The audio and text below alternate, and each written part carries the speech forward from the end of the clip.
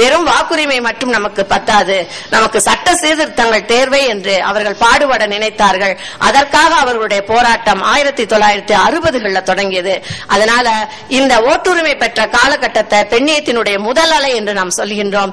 இந்த அதற்காக சட்ட சீர்திருத்தம் தேவை என்று போராடி 1960களிலிருந்து உள்ள காலகட்டத்தை முக்கியமா ஈக்குவல் ரைட் அமெண்ட்மெண்ட் என்று சொல்லக்கூடிய சம உரிமை சட்டம் கொண்டு வந்த ஒரு காலகட்டம் இருக்கிறது அல்லவா? அந்த காலகட்டம் 1960களிலிருந்து 80 வரைக்கும் உள்ள காலகட்டத்தை பெண்ணியத்தினுடைய இரண்டாவது அலை என்று சொல்கின்றோம். இந்த காலகட்டத்தில் முக்கியமாக இந்த சட்ட சீர்திருத்தம் சொன்னேன் அல்லவா, இது முக்கியமான ஒரு சட்ட சீர்திருத்தம்.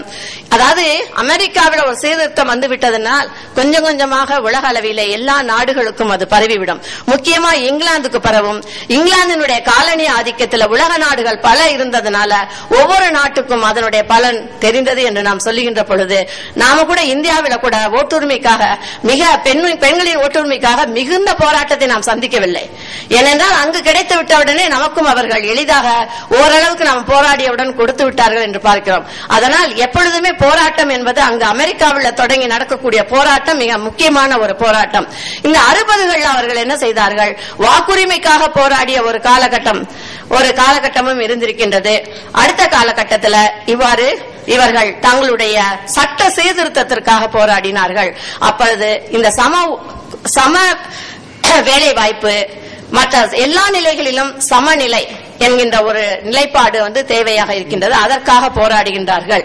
அந்த ஈக்குவல் ரைட் அமெண்ட்மெண்ட்ல கூட இன்றைக்கும் கூட முழுமையாக எல்லா விதத்திலும் நம்ம சமம் என்கிற ஒரு நிலையை இன்னும் அடைந்து விடவில்லை.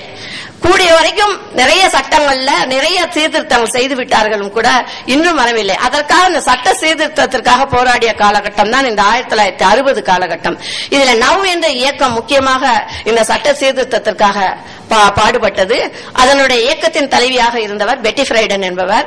அந்த பெட்டி ஃப்ரைடன் அம்மையார் அவர்கள் ஒரு நூல் எழுதியிருந்தார்கள். அந்த நூல் ஃபெமினைன் மிஸ்டேக் என்று சொல்லக்கூடிய ஒரு நூல். அதுல பெண்களினுடைய துயரம், நாம் நினைக்கிறோம் அமெரிக்காவில் பெண்கள் ரொம்ப வளமாக வாழ்ந்து கொண்டிருக்கிறார்கள் என்று நினைக்கின்றோம். ஆனால் பெண்கள் அங்கு அனுபவித்த துயரங்கள் என்ன? ஆண்களினுடைய குடிகார கணவனுடைய அவர்களுடைய அந்த குடித்துவிட்டு சம்பள பணத்தை தங்களிடம் தராத அந்த நிலையில பெண்கள் குடும்பத்தை நடத்துகின்ற ஒரு துன்பத்திற்கு, தனி ஒருவளாக குடும்பத்தை நடத்துவதற்குரிய ஒரு துன்பத்துக்கு ஆளாகின்றார். முதல்ல அவங்க 1920களில் பெண்கள் வேலைக்கு போன அமெரிக்காவில் கூட பெண்கள் அதிகமாக வேலைக்கு செல்லவில்லை. அவர்கள் அதிகமாக வேலைக்கு சென்ற காலகட்டம் 1940 இரண்டாவது உலக போர் நடந்து கொண்டிருக்கிற சமயத்தில் ஆண்கள் எல்லாம் போர் முனைக்கு சென்றதனாலதான் பெண்கள் வேலை வாய்ப்பை பெற்றார்கள்.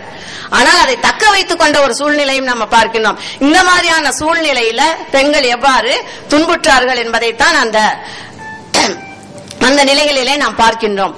அப்ப அந்த பெட்டி ஃப்ரைடன் அந்த நூலிலே இவ்வாறு சொல்லுகின்றார். இன்னதென தெரியாத ஒரு சூழல்ல பெண்கள் இறுகி போய் இருக்கின்றார்கள். அவர்கள் அதிலிருந்து விடுபட வேண்டும் என்று சொன்னால் அவர்களுக்கு ஒரு சுதந்திரம் வேண்டும் என்று சொல்லி அந்த நூலிலே ஃபெமினைன் மிஸ்டேக் என்ற அந்த நூலிலே அவர் குறிப்பிட்டிருக்கின்றார் என்று பார்க்கின்றோம். இந்த காலகட்டத்திலே அமெரிக்காவிலே தீவிர பெண்ணியம் தலை தூக்கி நின்றது. அதுவரைக்கும் சட்ட சீர்திருத்தம் என்று ஒரு பிரிவினர் போராடி கொண்டிருக்க இன்னொரு பிரிவினர் சொன்னார்கள், சட்டம் என்ன செய்யும்? அது வெறும் காகிதம். அந்த காகிதத்தினால் எதையுமே சாதிக்க முடியாது. அதனால் எங்கு நமக்கு தனித்துவமாக நாம நின்று போராடுகின்றோமோ, எந்த இடத்திலே நாம் அடிமைப்படுகின்றோமோ அந்த இடத்திலே நாம் விழிப்புணர்வோடு இருக்க வேண்டும் என்று சொல்லி அவர்கள் பாலினம் என்ற நிலையில தான் நாம் அடிமைப்பட்டிருக்கிறோம். செக்ஸ் என்பதுதான் பெண்களுடைய அடிமைத்துவத்துக்கு மிக முக்கியமான ஒரு நிலை. அதனால் அதிலே நாம் ஆண்களோடு இணைந்து வாழக்கூடிய அந்த ஹெட்ரோசெக்சுவல் என்று சொல்லக்கூடிய இரு பாலின கலப்பு என்பதை நாம் விட்டுவிட வேண்டும். நாம் தனித்துவமாக இயங்க வேண்டும். லெஸ்பியனிசத்தை அவர்கள் அந்த காலகட்டத்தில் தான் உருவாக்குனாங்க. ஆனா ஒன்றே ஒன்று நீங்கள் ஞாபகம் வைத்துக் கொள்ளுங்கள், லெஸ்பியன்ஸ் தங்களுடைய அரசியலாக அவர்கள் பிரகடனப்படுத்தினது எல்லோரும் லெஸ்பியன் ஆகுங்கள் என்று சொல்லவில்லை. ஆனால் லெஸ்பியனத்தை எல்லாரும் புரிந்து கொள்ளுங்கள் என்று சொல்லக்கூடிய ஒரு நிலையிலே தான் அவங்க தங்களுடைய அரசியலை முன்வைத்தார்கள்.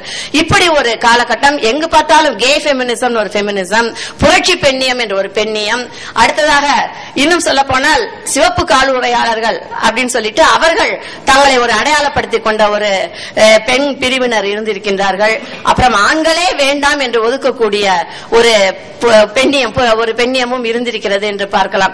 இப்படி பல வகையான தீவிர பெண்ணிய பிரிவினயம் என்று சொல்வார்கள். அது ஆண்களே வேண்டாம் என்று சொல்லக்கூடிய செப்பரேட்டிசம் என்கிற ஒரு ஃபெமினிசம் என்று சொல்லலாம். இப்படி lesbian feminism, separatism, red stockists feminism என்று சொல்லி நிறைய ரெவல்யூஷனரி ஃபெமினிசம் என்று சொல்லலாம். நிறைய பெண்ணியங்கள் தோன்றின. இவர்களெல்லாம் ஒன்று நினைத்து போராடிய காலகட்டமும் இருக்கிறது. ஆனால் அந்த காலகட்டத்திலேயே சில பெண்ணியவாதிகள் சொன்னார்கள், இது நிற்காது, இது இயற்கைக்கு மாறான ஒரு பெண்ணியம். இந்த மாதிரியான நிலையிலே நாம் பெண்ணியம் பேசினோம் என்றால் நம்முடைய நோக்கம் அழிந்துவிடும். பெண்களுக்கு விடுதலை வேண்டும், பெண்களுக்கு சுதந்திரம் வேண்டும், பெண்களுடைய முன்னேற்றம் வேண்டும் என்ற நோக்கம் அழிந்துவிடும். ஆண்களும் பெண்களும் சமமாக நின்று இந்த சமூகத்திலே சம உரிமைக்காக போராடினால்தான் பெண்களினுடைய உரிமை அங்கு நிலைநாட்டப்படும், பெண் சுதந்திரம் சாத்தியப்படும். இயற்கைக்கு மிஞ்சிய ஒரு சக்தி இல்லை. அதனால் குடும்பம் என்பது ஒரு முக்கியமான விஷயம் என்பது பெட்டி ஃப்ரைடன் அவர்களே எடுத்துரைக்கின்றார். பெட்டி ஃப்ரைடனை பற்றி தீவிரவாதிகள் கிண்டல் அடிப்பது உண்டு, இவர் பழமைவாதி என்று சொல்லுவது கூட உண்டு. இருந்தாலும் கூட அவர் செகண்ட் ஸ்டேஜ் என்கின்ற தன்னுடைய நூலில் கூட மிக கடுமையாக சொல்லியிருக்கின்றார். தீவிர பெண்ணியத்தினால் தான் பெண்ணியத்தினுடைய போக்கு கூட சற்று பின்னோக்கி சென்று விட்டது என்று கூட அவர் சொல்லியிருக்கின்றார். இப்படிப்பட்ட சூழலிலே அடுத்தது வரக்கூடிய பெண்ணியம் என்று என்ன சொல்கிறது என்றால், இன்றைக்கு தனித்துவத்தை பற்றி, பெண்களினுடைய இண்டிவிஜுவலிசம், ஒவ்வொரு பெண்ணும் தன்னை பற்றி சிந்திக்க வேண்டும். தன் குடும்பம், தன்னுடைய கணவன், தன்னுடைய குழந்தைகள், தன்னுடைய மாமனார் மாமியார், தாய் தந்தையர், சகோதரர்கள் என்று சிந்தித்துக் கொண்டிருக்கக்கூடிய பெண் தன்னை பற்றியும் சிந்திக்க வேண்டும். தனக்கான முன்னேற்றத்தை கையில் எடுக்க வேண்டும் என்று ஒவ்வொரு பெண்ணும் அப்படி நினைத்தால் இந்த பெண் விடுதலை என்பது, பெண் முன்னேற்றம் என்பது மிக விரைவாக சாத்தியப்படும் என்று சொல்லி, அதற்காக இந்த இண்டிவிஜுவலிசம் என்று சொல்லக்கூடிய தனித்துவத்துக்காக போராடக்கூடிய ஒரு காலகட்டமாக மூன்றாவது அலை பெண்ணியம் இருந்தது. நான்காவது அலை பெண்ணியம் என்பது மாற்றுப்பாலினருக்காக, குவேர் தியரி என்று சொல்லுகின்றார்கள். அதாவது குவேர் என்பது ஸ்ட்ரேஞ்ச் அப்படின்னு இப்பதான் எனக்கு அதற்கான மீனிங்கும் சொன்னார்கள். அதாவது மாற்றத்தை வேண்டுவது. இன்னைக்கு மாற்றுப்பாலினம் என்று சொல்லக்கூடியவர்கள் ஆண்களாக பிறந்து பெண்களாக உணரக்கூடிய பலர் இருக்கின்றார்கள். அவர்கள் தங்களுக்காக நீதி வேண்டும், தங்கள் பாலை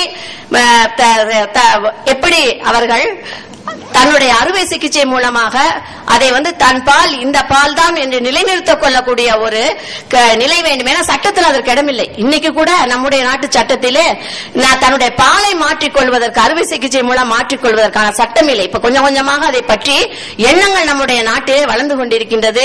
இன்னைக்கு சட்ட அவர்களுக்கு நல்ல ஒரு கல்வி வழங்க வேண்டும், கட்டாயமாக ஒதுக்கீடு, கல்விக்கான ஒதுக்கீடு, வேலை வாய்ப்புக்கான ஒதுக்கீடு, அவர்களுக்கான இல்லங்களை உருவாக்குதல், அவர்களுக்காக ஓட்டுரிமை வழங்குதல், அவர்களுக்கு அடையாள அட்டை வழங்குதல் என்று சொல்லக்கூடிய அளவிற்கு இன்னைக்கு மாற்றுப்பாலினரை பற்றி சிந்திக்கக்கூடிய ஒரு காலகட்டத்தில் நாம் இருக்கின்றோம்.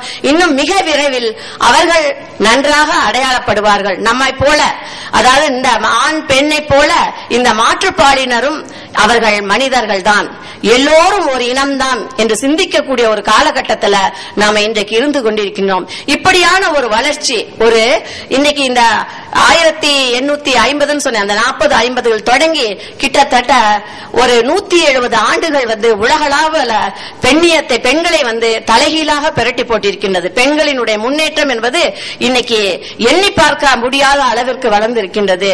இதுவரைக்கும் பெண்களுக்காக இருந்த ஒரு மரபு கூட்டுக்குள் இருந்த பெண்கள் இன்னைக்கு பிரபஞ்ச வெளியிலே திரிந்து கொண்டிருக்கிறார்கள். சுனிதா வில்லியம்ஸ் எல்லாம் 6 மாத அளவு பிரபஞ்சத்திலே இருந்தார் என்று சொன்னால் இன்னைக்கு எப்படி பெரிய ஒரு மாற்றம், அந்த ஸ்பேஸ் என்று சொல்லக்கூடிய ஒரு மாற்றம். அதுதான் நான் ஒரு கவிதையிலே சொல்லியிருந்தேன்.